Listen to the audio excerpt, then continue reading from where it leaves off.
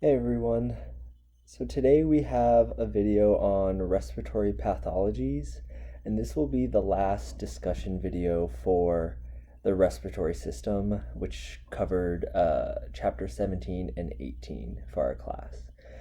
So for the outline of what I'm going to talk about today, first I just put some concepts that should be a review that you should know going into this video. So we're going to talk about some concepts of diffusion going back to Unit 1, the concepts of compliance and elastance and how that relates to the lungs' ability to expand and recoil. Then we'll also talk about hematocrit at some point, which is the percentage of red blood cells, and then the different types of alveolar cells. And then you see here the list of respiratory pathologies that I'm going to go over. All right, so for the structure of this video, I have pulled this picture here, and we will be talking through each pathology and how it relates to this picture. So we will be indicating where in the process of respiration does this pathology affect our system. So the first one, or the first pathologies I have up, are asthma and bronchitis, and I'm grouping these together because they are so similar. So asthma and bronchitis both act on the airways, and specifically they constrict the airways. So your bronchioles get constricted. So when you have a constricted airway, that makes it harder to breathe air out. So getting air in is usually not the problem here, but getting air out is the problem with a constricted bronchiole. So asthma and bronchitis, they both constrict the bronchioles, but the cause is a little bit different. Bronchitis is usually brought on by some sort of infection, so that can be bacterial or viral, whereas asthma is usually genetic, or it could be triggered by certain allergies. But the way they affect the body is the exact same. They constrict the bronchioles, making it harder to breathe air out. So when you have a respiratory pathology that makes it hard to exhale, that is called an obstructive disease. So obstructive disease is hard to exhale.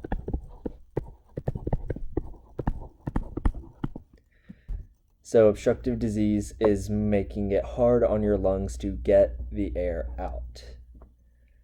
So that's what's happening with a constricted bronchiole. All right, so the next one we have up is emphysema. And emphysema is one of the hardest pathologies to explain, but I will do my best. So with emphysema, where it is acting on this is the alveoli in the lungs. In class, you probably heard Ian say things like emphysema results in a loss of alveoli or a loss of total surface area, and that is true. So emphysema, what emphysema is it is really the destruction of alveoli. So this alveoli here is no longer functioning in gas exchange, at least not effectively. That doesn't mean this alveoli was removed from the body, but something is happening to it where it's not participating in gas exchange because it's not working normally. All right, so I've drawn out a picture to help explain this. Now, when we're looking at this diagram, the way the alveoli is drawn is just like a circle at the end of a tube, basically. But in reality, your alveoli looks like this. So all of the alveoli, they're not just this perfect little circle at the end. They actually have all these tiny folds in them. And these folds, what is keeping these folds held together is elastin. So you've heard of elastin. That's the protein that keeps the structure of the alveoli. So these elastin fibers create these little folds in the alveoli so that when you go to inhale, these folds will expand and you will get a nice round alveoli where it has brought in air and it expands.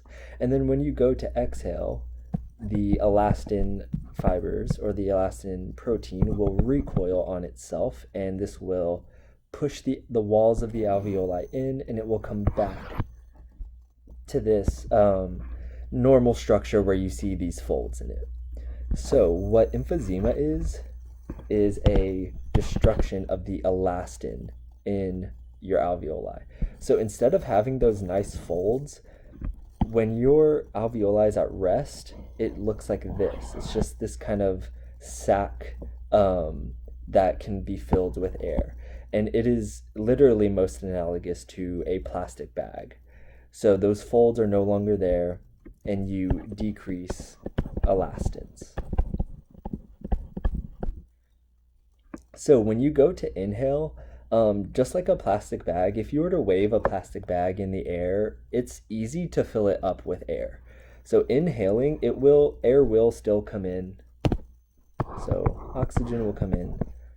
But when you bring that air in, it will expand. But the problem is here with exhaling. Because if you've lost the elastin, you have lost the ability for this alveoli to recoil on itself. So that is no longer there. So when you exhale, it would be like trying to squeeze the air out of a plastic bag. If you were to take your hand and squeeze a plastic bag, that bag is going to collapse where you squeezed. So you get this physical obstruction here where the alveoli has collapsed around the bronchiole and you can't push air out. So that CO2 that is in here, it's not being able to be exhaled. So the loss of elastin turns your lungs almost into what it's like to fill a plastic bag with air. It's easy to get air in, but it's really hard to get air out. And if it's hard to get air out, that means emphysema is also an obstructive disease. And when you hear of COPD, it's usually referring to emphysema or asthma. It can refer to bronchitis too if it's chronic, but usually bronchitis is more acute. Once you kind of get over the infection, it can go away. But unless it's chronic bronchitis, COPD is usually referring to asthma and emphysema. All right, so moving on to fibrosis. So fibrosis or fibrotic lung disease is also affecting the alveoli. So fibrosis occurs when you get a constant or frequent exposure to maybe harmful particles in the air or toxic particles in the air. And what those particles will do if you are inhaling them often is they will damage the walls of the alveoli. So it will make the wall of the alveoli thicker because it will cause scar tissue. So if this alveoli starts to form scar tissue, then we know from Unit 1 with fixed-law diffusion that diffusion is going to decrease with an increase in membrane thickness.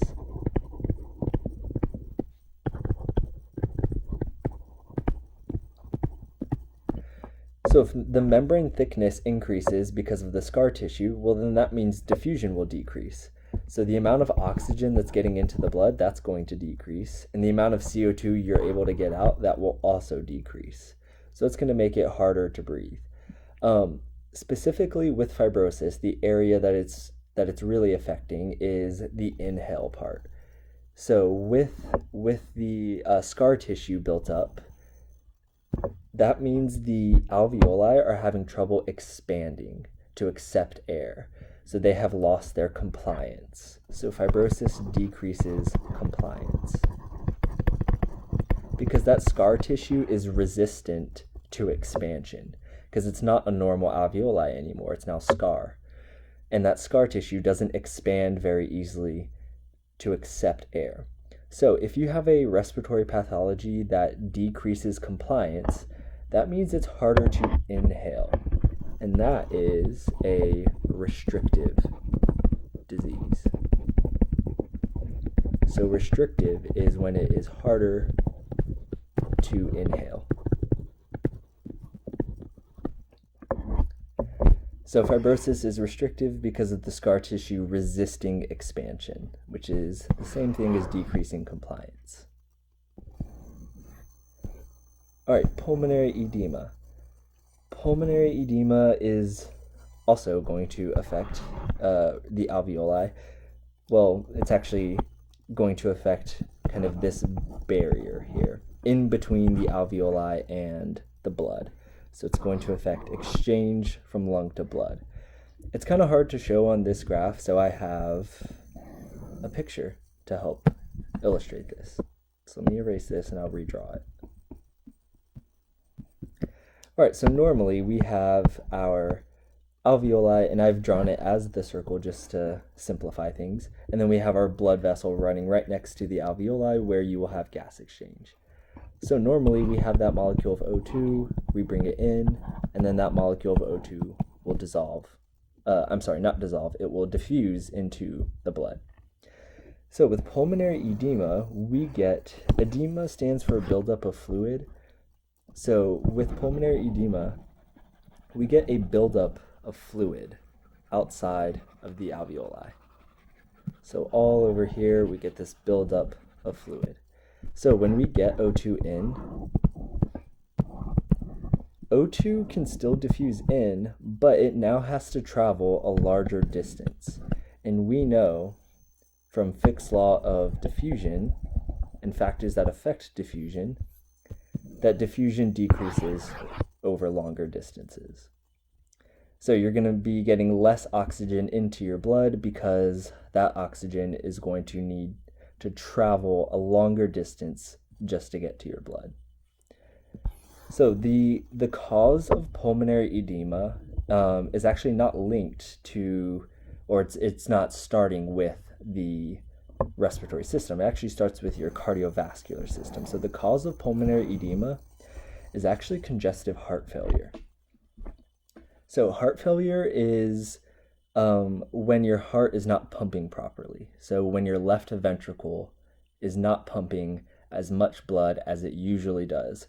So I have a picture of the heart here, and this would be like you're looking at it straight on. So we have the left ventricle, and I actually have these backwards. This is the left ventricle because we can see the aorta here, and then this would be the pulmonary circulation. I'm not sure why this picture has the left ventricle so small, but yeah, that's the orientation of it. Okay, so what heart failure is when the left ventricle is not pumping out enough blood. So if we think about what's happening in the cardiovascular system, if this left ventricle is no longer pumping out adequate blood, the right ventricle is still pumping out its normal amount of blood. Well, we know that the right ventricle is going to send this blood to the lungs. And if the left ventricle is not pumping out enough blood to systemic circulation, then we're going to have a buildup of blood in the lungs. So we are going to increase the pulmonary blood pressure because the right ventricle is sending more blood than the left ventricle is pumping out. So you get this buildup of blood in the lungs, which increases pulmonary blood pressure. So the effect that that has on this blood vessel, so if I erase this, and there we go. So if I erase this and we think about that, if we increase the amount of blood moving in here, well, that increased pressure is going to press against these walls. So we're going to increase the hydrostatic. You increase the hydrostatic pressure in here, in the capillary, which increases that capillary's leakiness. So the increased blood pressure is going to increase the amount of plasma that leaks out of that capillary. So that fluid is going to enter this interstitial space. So this space in between the blood vessel and the alveoli. That's where the fluid comes from. It comes from the not effective pump not the left ventricle not being an effective pump that it usually is. So that's where pulmonary edema comes from. All right, so moving on, we have anemia and carbon monoxide poisoning. So I have these grouped together because they affect the body in such a similar way. Anemia is a low hematocrit. So hematocrit is the percentage of red blood cells in your blood. So if you have a low amount of red blood cells, that means you have a lower oxygen carrying capacity. So in this picture, anemia is affecting the blood. So the transport of gases in blood. You get less oxygen carried because of the lower amounts of hemoglobin. All right, so carbon monoxide poisoning is a little bit different. So carbon monoxide will displace O2 from its binding site, which is hemoglobin. So carbon monoxide will kick oxygen off of the hemoglobin binding site. And hemoglobin prefers to bind carbon monoxide about 200 times more than it prefers to bind oxygen. So even the smallest amount of carbon monoxide can be very deadly because hemoglobin will bind so much carbon monoxide and it will prefer carbon monoxide to oxygen. So what happens with carbon monoxide is also affecting the transport of gases in blood. The oxygen that is in the alveoli, it won't be really picked up by the blood because carbon monoxide is already taking those seats. So you get less oxygen diffused into the blood and less oxygen picked up by hemoglobin. The overall effect is still the decreased oxygen carrying capacity, because you have a limited number of binding sites now because carbon monoxide is taking those binding seats.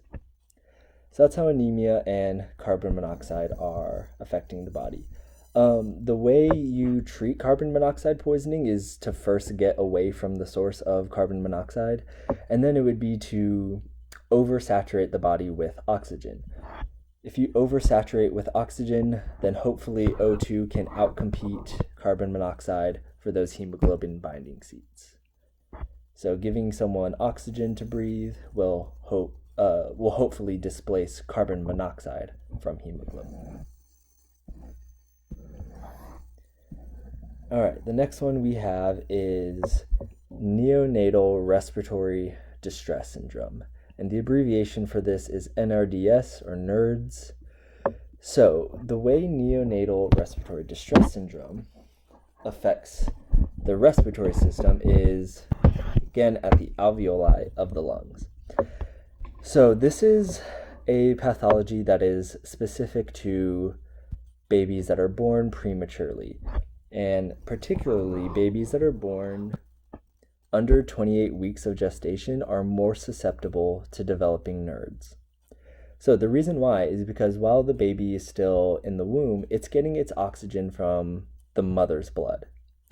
So it's not needing to use its lungs to get oxygen in. Because of that, their lungs are not fully developed, particularly the type 2 alveolar cells have not yet developed because the baby doesn't need these yet. They're not using their lungs to bring in air. They're using their cardiovascular system to bring in air or to bring in oxygen. So the type 2 alveolar cells, we know that their function is to make surfactant. All right, so let's talk about what surfactant is. So when you have your alveoli, you naturally have a little layer of fluid surrounding the inside of this alveoli. Now, when surfactant is present, the job of surfactant is to decrease surface tension of the water. So surfactant will go into the lungs, or it will be secreted by the lungs themselves, and it will physically break up these hydrogen bonds that cause surface tension. So if you've ever been like pouring yourself a glass of water and you accidentally pour a little bit too much to where you just pass the top of the glass, you might notice that the water is sitting just above the brim of the glass, but it's not pouring over. The reason why it doesn't pour over is because of the surface tension of water. So I have some pictures here to help just kind of conceptualize what surface tension is. So on the left here, we have a paperclip sitting on top of water, and it's not sinking. And it's not sinking because of the surface tension. So when water is exposed to air, that barrier causes a lot of hydrogen bonds between water molecules, and that creates a tension on the surface. And then the picture on the right is really cool, and it's also kind of funny. It's this swimmer who is emerging from water, but they have not yet broken or passed the surface tension of water. So you see this layer of water surrounding them, and it's causing like a really weird image because of the way light is moving through the water, but it looks really cool. So this is surface tension. It's this barrier at the surface of water that makes it that makes water really strong because of the hydrogen bonds. So if that water is in your lungs, then what that water will do, or what that fluid will do, is it will collapse the alveoli. So that fluid increases the collapsing pressure on the alveoli. So with a baby that is born prematurely, they don't have surfactant. So they can't break up those hydrogen bonds, so their lungs are more susceptible to collapsing. So the way this is often treated is a few different ways. First of all, the baby is likely put on a ventilator. So the ventilator is a positive pressure breathing system where you create a positive pressure and you force air into the lungs. So this forces the alveoli to expand. The other thing that they do is they probably administer synthetic or artificial surfactant. And if that surfactant is administered, then it will break up the hydrogen bonds until those type 2 alveolar cells can fully develop. So that's what's happening with neonatal respiratory distress syndrome. All right, the last one that we have is acute respiratory distress syndrome, which is abbreviated to ARDS, and COVID-19, which is the novel coronavirus discovered in 2019. So I put these two together because COVID causes ARDS. All right, so the way we are, or when looking at this picture, the area that ARDS affects the lungs is really, again, the alveoli. It's pretty much always the alveoli because this is a respiratory pathology. But it does have some effects on this cardiovascular system as well. All right, so I have a picture here to help, again, describe, because it's a little bit harder to describe this on the slide. All right, so we have our alveoli with the type 2 alveolar cells here. So what happens when we get a viral infection is, so something like COVID, that viral infection will go into your lungs and it will destroy these type 2 alveolar cells. It will first use those cells to reproduce, but once it does that, it will then destroy the type 2 alveolar cells. So we eventually get a loss of surfactant. All right, we just talked about NERDs, so you know now what a loss of surfactant does. It causes that buildup of fluid and it increases the collapsing pressure on the lungs. But when the type 2 alveolar cell is destroyed, it releases a lot of inflammatory cytokines or inflammatory markers. So it increases inflammation.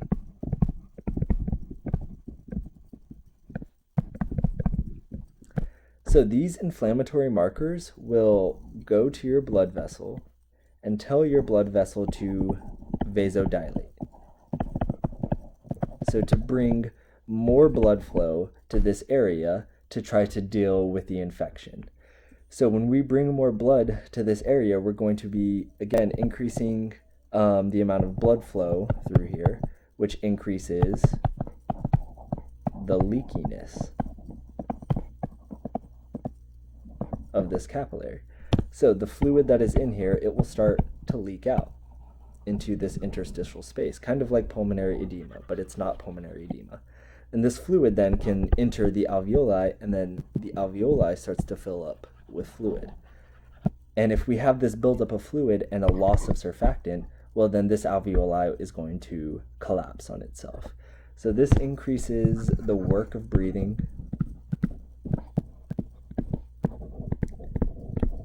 And that's what causes that classic shortness of breath symptom. And the way to treat this, which you've probably heard, is the positive pressure breathing, so being on a mechanical ventilator. That's definitely one way to treat this. So this is how ARDS is being, or this is how COVID-19 is causing acute respiratory distress syndrome. You've probably also heard this as pneumonia. Pneumonia is the buildup of fluid, and if it gets very serious, then it's called acute respiratory distress syndrome. So those positive breathing systems, like a mechanical ventilator, help decrease the work of breathing because you don't have to really breathe yourself.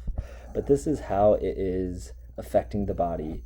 And you can tell that if this is happening to your alveoli, then your body's becoming hypoxic. And that's what's happening with really all of these pathologies, is hypoxia. And the reason why hypoxia is being the reason why hypoxia is a problem is because your brain, if it becomes hypoxic, then you get damage to the neural tissue in your brain, and that's bad. So you want to avoid hypoxia in all of these situations by treating them. So that's the last of the respiratory pathologies I had to talk about. I hope y'all enjoyed the video. I hope you found it interesting. Especially if you are pre-health professional in really any way, you definitely will need to learn these pathologies at some point, but you will also be tested on them on exam 3. So look out for my video next week. I'll be moving to the renal system and talking about how our kidneys work.